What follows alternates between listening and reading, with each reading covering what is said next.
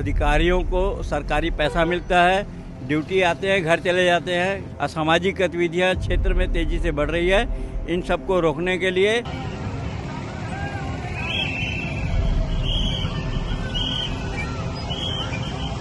बस हम लोग वही चाह रहे हैं कि जो बिल भेज रहे हैं जो लीज वालों को, जिनका लीज अभी रिन्यूअल के लिए बीएसपी जो मनमानी कर रहा है, पहले ऐसे नहीं था।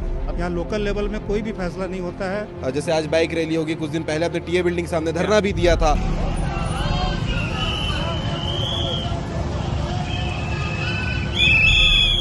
के पास अधिकार लेने का कोई क्षमता कुछ है ही नहीं।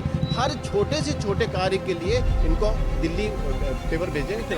यहाँ से अच्छा तो हम ऐसा लग रहा है कि टाउनशिप वाले सब दिल्ली चले फिर। काफी लंबे समय से परेशान चल रहे हैं और ये परेशानी जो खबरों के माध्यम से आपको लगातार देखने को मिलती है। खास आज बाइक रैली का सहारा लिया गया था।